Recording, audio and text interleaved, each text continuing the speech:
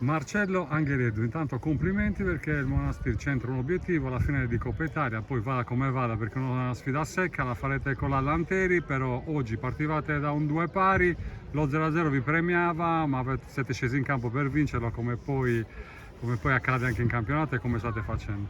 Sì, sì, come facciamo sempre. Oggi è una partita difficile perché comunque sia quando si gioca così il doppio scontro, magari avevamo il vantaggio del pareggio in trasferta e quindi potevamo approcciarla male, invece no, siamo partiti bene al primo tempo, abbiamo avuto qualche occasione subito, abbiamo fatto gol al momento giusto, probabilmente dovevamo chiuderla. Ecco, infatti in queste gare, specie dove poi si contano anche i gol in trasferta, bisogna chiuderle, non dar modo di stare in piedi all'avversario. Vi è mancato questo, però comunque avete creato tanto.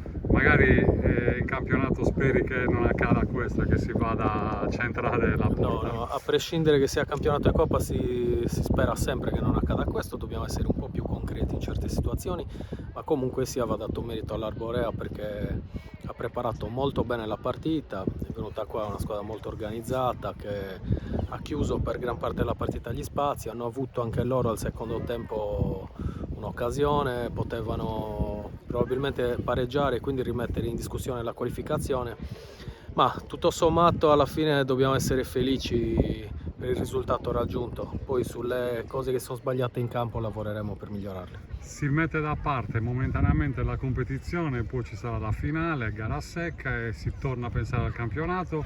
Orrolese, trasferta difficile, in grande condizione l'Orrolese, si è creata questa speranza playoff, ancora di più per voi difficile perché a prescindere poi gli avversari con voi triplicano le forze.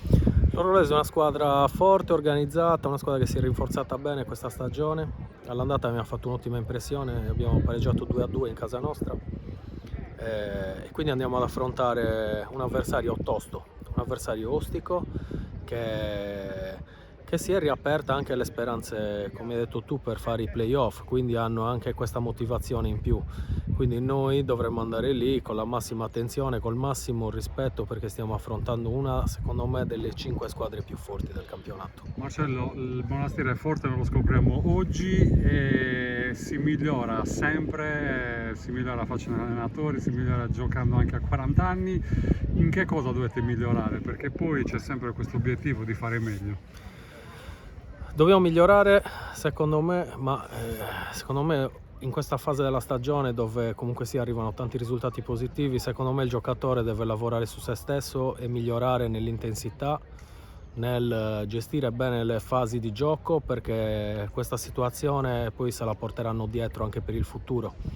Quindi questo secondo me è il bagaglio che devono mettere i giocatori. È una cosa su cui lavoriamo, noi siamo partiti qua con un progetto importante che oltre il fatto di creare una squadra competitiva e non l'abbiamo mai nascosto, comunque sia voleva anche lasciare qualcosa e quindi su questa costruzione stiamo ancora lavorando.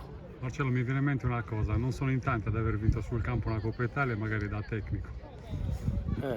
Lo so, però ancora c'è da giocare la Si finale, pensa ad altro. qualcuna da giocatore si è vinta, adesso vediamo, si pensa al campionato, poi più avanti penseremo alla finale. La finale con la Lanteri, allenata da Pulina che conosci bene. Conosco bene Michele, è stato un gran giocatore e so che è un allenatore molto preparato perché so come vive il calcio e come ragiona e quindi niente, sarà uno stimolo rincontrare, anche un piacere rincontrare un amico e vediamo, vinca il migliore.